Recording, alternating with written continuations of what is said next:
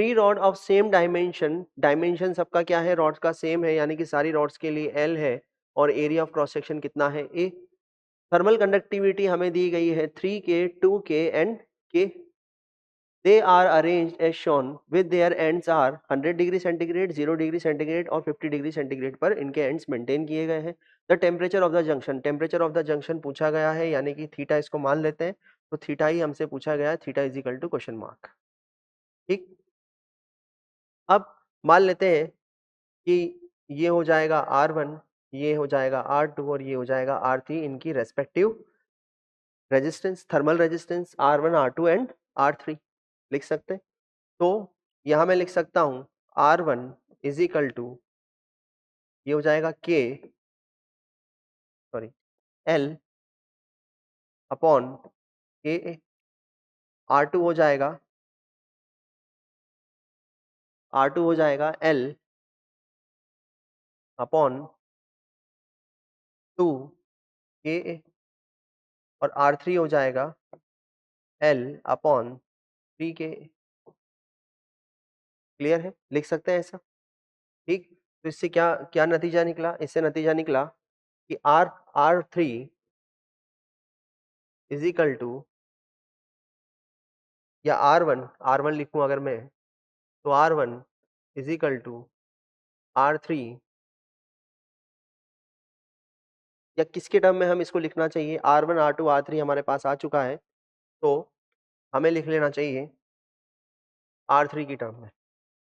R3 is equal to R1 divided by 3 and R2 is equal to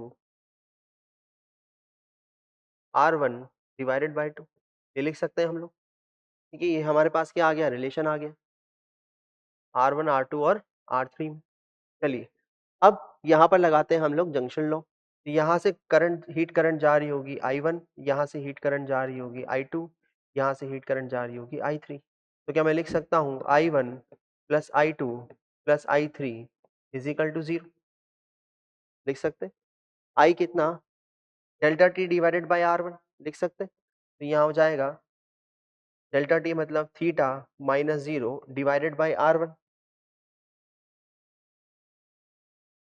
clear, plus I2 के लिए मैं क्या लिख सकता हूँ, ये रहा I2 जो कि होगा theta minus 50 divided by R2 plus theta minus 100 divided by R3 is equal to 0। ठीक, R1, R2, R3 में हमने रिलेशन यहाँ पर लिखा हुआ है, तो क्या मैं लिख सकता हूँ theta minus 0 divided by R1 plus theta minus 50 divided by R2 की जगह लिख सकता हूँ R1 divided by 2 plus theta minus 100 divided by R3 के लिए लिख सकता हूँ R1 divided bye R1 divided by 3। ठीक है, R3 की जगह क्या लिख सकता हूँ, R3 is R1 divided by 3 is equal to 0। तो थीटा कितना आ जाएगा इससे निकल के, थीटा आ जाएगा 200 divided by 3। 200 divided by 3 degree centigrade जो है वो जंक्शन का टेम्परेचर होगा। तो इसमें हमने क्या किया, हमने सबसे पहले किरचॉफ लॉ को देखा कि इस तरीके से मेंटेन होता है, जैसे कि हम करंट में दिखते थे कि यहाँ से जो हीट करंट निकलेगी I1 plus I2 plus I3 उस जंक्शन के लिए कितना हो जाएगा, 0।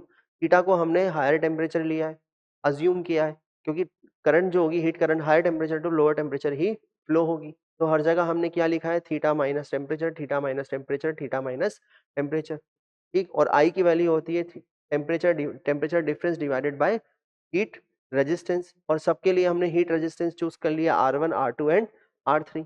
R1, R2, R3 की वैल्यू यहाँ से कैलकुलेट की, उसमें रिलेशन आ गया और हमारे पास थीटा आ गया 200 डिवाइडेड बाय 3, और इसके अकॉर्डिंग हमारा ऑप्शन बी करेक्ट ऑप्शन होगा। तो इसको आप लोग नोट कर लें।